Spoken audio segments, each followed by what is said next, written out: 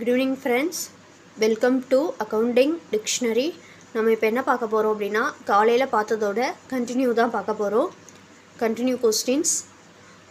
First question இதில் இன்றைக்கி first question, காய்ந்த தாவரத்தின் பகுதிகளுக்கு வழங்கும் சொற்கள் யாவை? காய்ந்த குச்சி சுள்ளி, காய்ந்த குச்சி சுள்ளி. காய்ந்த சிறுகிளை விறகு, காய்ந்த சிறுகிளை விறகு. காய்ந்த களி வெங்கலி, காய்ந்த களி வெங்கலி.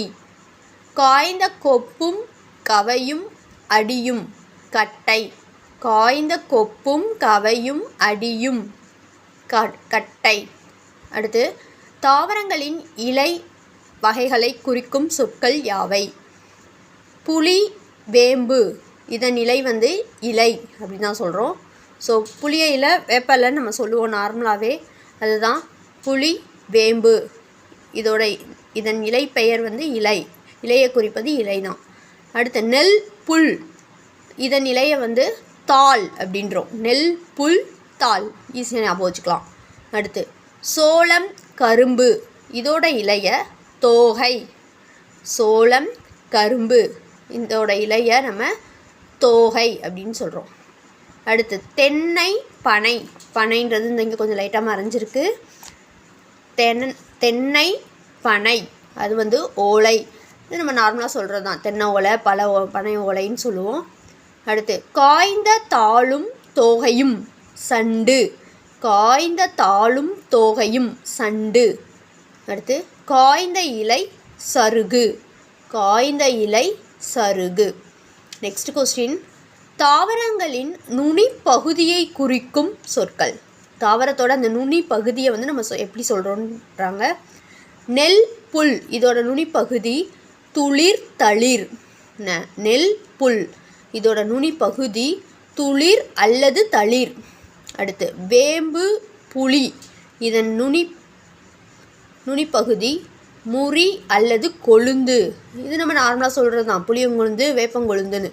ஸோ புளி வேம்பு, அதன் நுனிப்பகுதியை குறிப்பது முறி அல்லது கொழுந்து. சோளம் கரும்பு, இதன் நுனிப்பகுதியை குறிப்பது குருத்து. கரும்பு சோளம், இதுக்கு நுனிப்பகுதியை குறிக்கிறது குருத்து.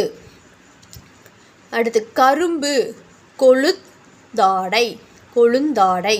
கரும்பு, இதோட நுனிப்பகுதி கொழுந்தாடை. அடுத்து, பூவின் நிலைகளை குறிக்கும் சொற்கள் யாவை? அந்த பூ விரிய தொடங்குகிற அந்த நிலைகளை குறிக்கிறது.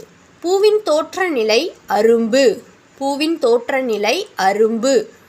பூ விரிய தொடங்கும் நிலை போது, பூ விரிய தொடங்கும் நிலை போது. பூ மலர்ந்த நிலை மலர் அல்லது அலர், பூ மலர்ந்த நிலை மலர் அல்லது அலர். பூ கீழே விழுந்த நிலை வி, பூ கீழே விழுந்த நிலை வி, விழுந்த வி ஞாபகம் வச்சுக்கலாம். பூ வாடின நிலை செம்மல், பூ வாடின நிலை செம்மல். அடுத்த கொஸ்டின், சொல்லாராய்ச்சியில் பாவணரும் வியந்த பெருமகனார் யார்? தமிழ் திரு ரா இளங்குமரனார். சொல்லாராய்ச்சியில் பாவணரும் வியந்த பெருமகனார் யார்? தமிழ் திரு ரா இளங்குமரனார். திருவள்ளுவர் தவச்சாலையை நிறுவியவர் யார்? ரா இளங்குமரனார். திருவள்ளுவர் தவச்சாலையை நிறுவியவர் யார்? ரா இளங்குமரனார். திருவள்ளுவர் தவச்சாலையை ரா இளங்குமரனார் எங்கு நிறுவினார்?